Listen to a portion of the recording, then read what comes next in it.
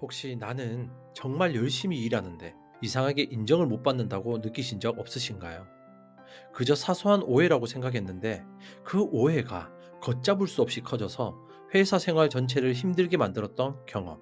혹은 저 사람 일은 잘하는데 같이 일하긴 싫어라는 뒷이야기를 우연히 듣게 되었을 때의 그 서늘함. 우리의 발목을 잡는 것은 거대한 실수가 아니라 어쩌면 우리가 매일 무심코 반복하는 그 사소한 말과 태도일지도 모릅니다.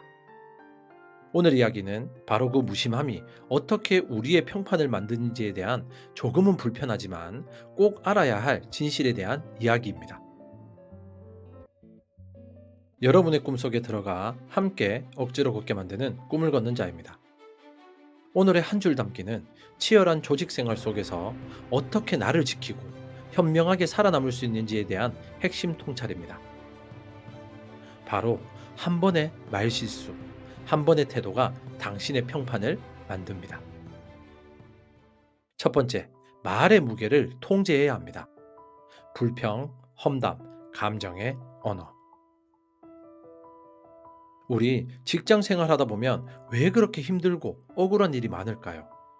정말 마음 맞는 동료와 커피 한잔 하면서 상사나 회사에 대한 불평, 솔직히 안 할 수가 없죠. 오히려 그런 시간을 통해 스트레스가 풀리고 동료애가 쌓인다고 느끼기도 합니다. 하지만 우리가 반드시 기억해야 할 것이 있습니다. 불평은 쉬워도 신뢰는 어렵다는 사실입니다. 여러분도 그런 경험 있으시죠? 누군가가 습관적으로 불평불만을 늘어놓을 때 처음에는 얼마나 힘들면 저럴까 공감하다가도 그게 반복되면 어떤 생각이 드시나요? 아, 저 사람은 문제가 생기면 해결할 생각보다 탓할 사람부터 찾는구나라는 인상을 주게 됩니다. 더 무서운 것은 험담입니다. 상사 험담은 결국 내 평판으로 돌아온다. 이건 정말 진리입니다. 왜일까요? 지금 내 앞에서 신나게 상사 험담을 하는 그 사람을 보면서 우리는 본능적으로 생각하게 됩니다. 아, 저 사람은 돌아서면 내 험담도 저렇게 하겠구나. 바로 그 순간 그 사람에 대한 신뢰가 깨져버리는 겁니다. 내가 했던 험담은 가장 듣지 말아야 할 그 사람의 귀에 가장 최악의 형태로 각색되어 들어가는 것이 이 바닥의 생리입니다.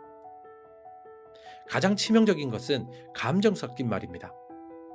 감정 섞인 말 한마디가 인생을 바꾼다는 말처럼 우리가 욱해서 혹은 너무 서운해서 감정을 실어 내뱉은 그 한마디, 그 한마디가 우리가 그동안 쌓아 올린 모든 성과와 노력을 한순간에 물거품으로 만들 수 있죠. 우리도 그런 상사나 동료를 본 적 있잖아요. 기분에 따라 말이 바뀌고 감정적으로 폭발하는 사람. 실력이 아무리 뛰어나도 우리는 그 사람을 불안한 사람이나 예측 불가능한 사람으로 낙인 찍습니다. 그리고 조직은 자신의 감정 하나를 통제 못하는 사람에게 결코 중요한 프로젝트나 리더의 자리를 맡기지 않죠. 결국 우리가 회사에서 내뱉는 모든 말은 곧 나라는 사람의 신용도를 보여주는 성적표입니다.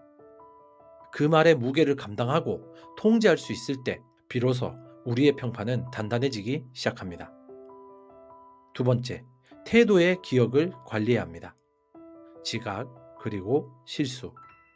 만약 말이 우리의 신용을 깎아먹는다면 태도는 우리의 기억을 지배합니다.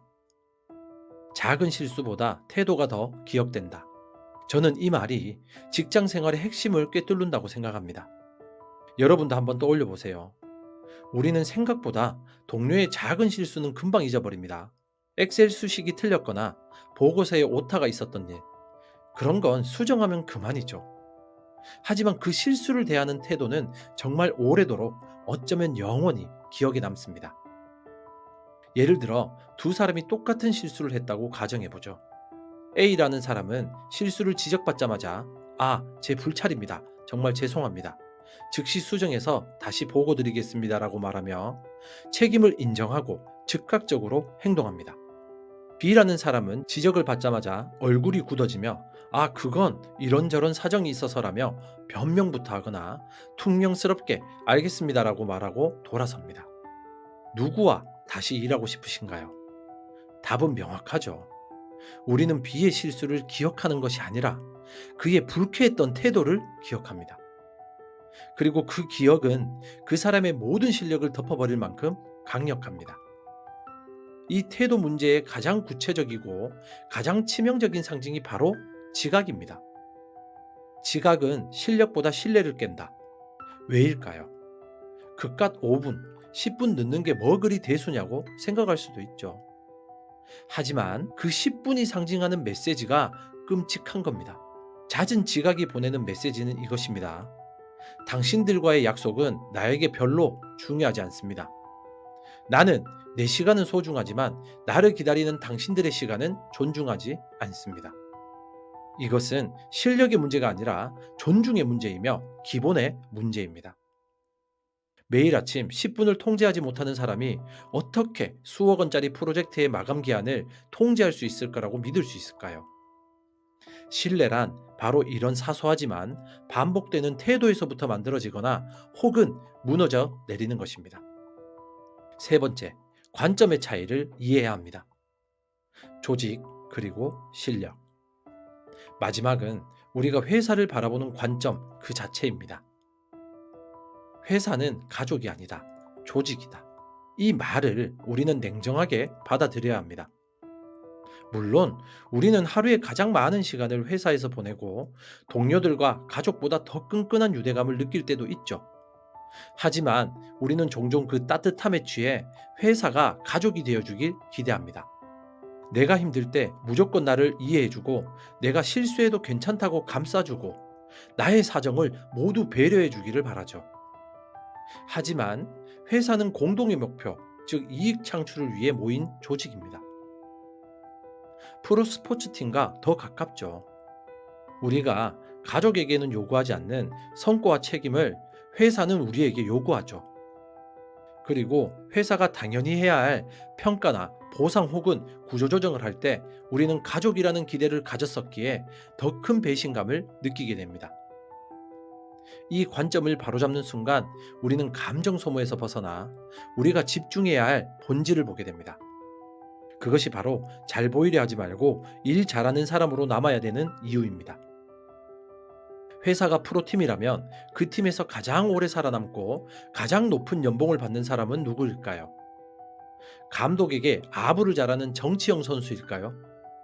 아니면 결정적인 순간에 골을 넣어주는 실력파 선수일까요? 단기적으로는 상사에게 잘 보이고 목소리 큰 사람이 이기는 것처럼 보일 수도 있죠. 하지만 조직이 위기에 처했을 때 혹은 정말 중요한 프로젝트를 맡겨야 할 때 모두가 찾는 사람은 결국 실질적인 결과를 만들어내는 사람, 즉 일 잘하는 사람입니다. 결국 회사에서 나를 지키는 가장 강력한 무기는 불안정한 인맥이나 정치가가 아닙니다. 그것은 누구도 반박할 수 없는 대체 불가능한 실력입니다. 가장 훌륭한 정치는 압도적인 실력으로 아무도 나를 함부로 대할 수 없게 만드는 것입니다. 어쩌면 이 모든 이야기가 우리에게 감정 없는 로봇이 되거나 인정머리 없는 사람이 되라는 뜻은 아닙니다. 오히려 이 모든 것을 프로로서 그리고 어른으로서 나의 평판과 나의 가치를 나 스스로 지켜내기 위한 가장 현실적이고 현명한 방어막입니다. 우리가 무심코 던진 말이 칼이 되어 돌아오지 않도록, 우리가 무심코 보인 태도가 우리의 발목을 잡지 않도록, 그리고 우리의 실력만이 우리를 증명하도록 오늘부터 회사에서의 나의 말과 태도 그리고 관점을 다시 한번 점검해 보는 것은 어떨까요? 기억하십시오. 당신의 실력은 당신의 평판이라는 그릇에 담길 때 비로소 가장 빛나는 가치를 갖게 됩니다. 당신의 꿈 곁에서 함께 조용히 걷는 꿈을 걷는 자였습니다. 감사합니다.